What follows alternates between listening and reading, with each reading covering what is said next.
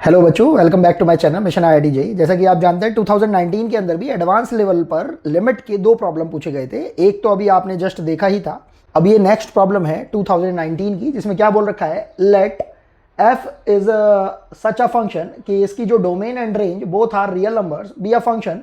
We say that f has property 1 if limit h tends to 0 f of h minus f of 0।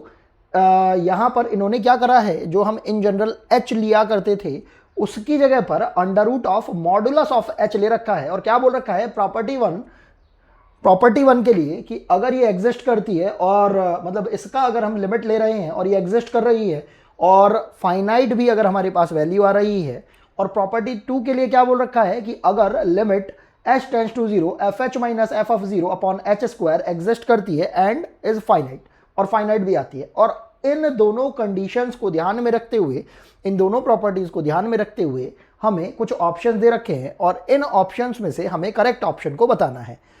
ये बहुत ही straight forward problem पूछी गई है, जिसके अंदर हमें कहीं से कहीं तक भी बहुत ज़्यादा सोचने की जरूरत नहीं है। देखा जाए तो ये बिल्कुल एनसीईआरटी की जो स्टार्टिंग एग्जाम्पल्स दे रखे हैं बिल्कुल उनके ऊपर बना रखी है प्रॉब्लम। लेकिन इसके अंदर एक चीज़ का ध्यान रखना है कि कैलकुलेशन जब हम कर रहे हैं तो बहुत ही बारीकी के साथ, बहुत ही मतलब क्लियरनेस के साथ हमें देखनी पड़ेगी। अगर वो हमने नहीं करा तो हमारी प्रॉब्लम में एकदम से गड़बड़ हो जाएगी। तो हम क्या करते हैं, अपने सबसे पहले वाले ऑप्शन को ले लेते हैं, जिसके अंदर क्या बोल रखा है, if f x equal to x into modulus of x. तो अगर हम यहां पर देखते हैं, पहले ऑप्शन में बोल रखा है दिस फंक्शन हैज प्रॉपर्टी 2। अगर हम प्रॉपर्टी 2 की बात करते हैं तो हमें इस तरीके से लिमिट को निकालना पड़ेगा। तो हमने ए ऑप्शन के लिए जब ये लिमिट लगाई तो हमारे पास कितना हो रहा है, h टेंडिंग टू 0, और ये f ऑफ h हो जाएगा हमारे पास h into modulus of h minus f of 0। जब हम f ऑफ 0 निकालेंगे तो इसकी वैल्यू तो कितनी आ रही है, 0 अपॉन h स्क्वायर। इसको अगर हम थोड़ा सिंप्लीफाई कर लेते हैं, कितना हो जाएगा, लिमिट h टेंडिंग टू 0। ध्यान से देखेंगे ये 0 तो हमारे पास कोई सिग्निफिकेंस दे नहीं रहा है, h से h कैंसिल आउट हो जाएगा, कितना आ जाएगा हमारे पास, modulus of h upon h। अब अगर हम इसको ध्यान से देखते हैं, अगर हम इसके अंदर LHL और RHL निकालने की कोशिश करते हैं तो वो हमारे लिए थोड़ा सा डिफरेंट वैल्यू देगा। वो कैसे, अगर हम इस लिमिट के अंदर अगर हम LHL निकालने की कोशिश करते हैं, मतलब लेफ्ट हैंड साइड की जो लिमिट होती है, तो हम देख पाएंगे कि जो मॉड है ये माइनस से ओपन होगा और उसकी वैल्यू उस कंडीशन में हमारे पास LHL की कितनी आ जाएगी, अगर हम यहां से ध्यान से देखें, -1। और अगर हम RHL को अगर कैलकुलेट करने की कोशिश करेंगे तो उसकी वैल्यू हमारे पास कितनी आ जाएगी, यहां पर 1। क्यों, क्योंकि हम देखेंगे कि ये जो मॉडुलस है ये किससे ओपन हो पाएगा, प्लस से। तो इस तरीके से हमारी LHL और RHL की वैल्यू डिफरेंट आ रही है, और जब ये आपस में मैच ही नहीं हो पाएगी तो क्या ये लिमिट एग्जिस्ट कर पाएगी, नहीं कर पाएगी। तो इस पर्टिकुलर कंडीशन की वजह से क्या हम इस ऑप्शन को करेक्ट बोल पाएंगे, नहीं बोल पाएंगे। अब बात करते हैं हम सेकंड ऑप्शन की, जिसके अंदर हमसे क्या बोल रखा है, ये जो फंक्शन है हैज प्रॉपर्टी 1। अगर प्रॉपर्टी 1 होगी तो हमारी लिमिट को ये सारी की सारी चीजों को फॉलो करना पड़ेगा।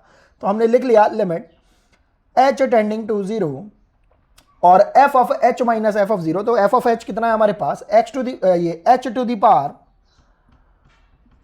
2/3 माइनस 0, क्योंकि f ऑफ 0 पर हमारे पास फंक्शन की वैल्यू कितनी आ जाएगी, 0 अपॉन अंडर रूट में हमसे बोल रखा है मॉडुलस ऑफ h। इतना ही बोल रखा है, इसके अलावा और कुछ नहीं बोल रखा है। अब अगर हम इसको थोड़ा सा सिंप्लीफाई करें तो हम इसको ऐसा बोल सकते हैं, लिमिट h टेंडिंग टू 0, ऊपर वैल्यू हमारे पास h टू द पावर 2/3, और नीचे हमारे पास इस मॉडुलस ऑफ h को हम बोल सकते हैं modulus of h to the whole power 1/2। अब थोड़ा समझने की जरूरत है हमें।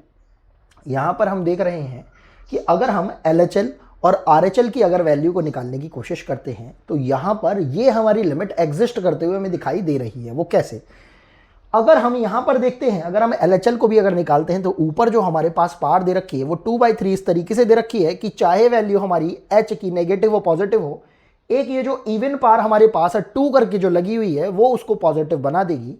और यहां पर तो क्योंकि मॉडुलस लगा हुआ है और इसके ऊपर भी पावर जो है हमारे पास 1/2 करके इवन टाइप की फ्रैक्शनल पावर बनी हुई है, तो यहां पर भी हमारे पास जो भी क्वांटिटी आएगी LHL RHL निकालते हुए वो कैसी आएगी, एक तो फाइनाइट आएगी और एग्जिस्ट करते हुए आएगी। वो कैसे, अगर हम इसको सिंप्लीफाई भी कर देते हैं तो यहां पर हमारे पास न्यूमरेटर में 2/3 माइनस 1/2, ये सॉल्व करके आपके पास हो जाएगा -1/2। ये हो जाएगा 1/6। तो 1/6 भी है तो आपकी फ्रैक्शनल पार, लेकिन वो किस तरीके की पार आ रही है, काइंड ऑफ इवन पार आ रही है आपके पास। तो यहां से ये जो हमारे पास लिमिट आ रही होगी प्रॉपर्टी 1 को यूज करते हुए, ये कैसी हो जाएगी, ये एग्जिस्ट करते हुए आ जाएगी और इसकी कोई एक फाइनाइट वैल्यू भी हमें मिलती हुई दिखाई दे रही है। तो ये हमारे पास एग्जिस्ट कर जाएगी। इसी तरीके से जब हम थर्ड ऑप्शन की बात करते हैं, f of x equal to sine x, इसके लिए कौन सी प्रॉपर्टी लेने के लिए बोला गया है, प्रॉपर्टी नंबर 2। तो हमने सी ऑप्शन को भी ले लिया और इसको चेक करते हैं, लिमिट h टेंडिंग टू 0, ये हो जाएगा हमारे पास साइन x, और जब हमने f ऑफ 0 निकाला लिमिट, ये प्रॉपर्टी नंबर 2 के अंदर, इसके अंदर वैल्यू पुट करके, तो साइन 0 0 ही रहता है, तो -0 अपॉन में कितना हो जाएगा h²।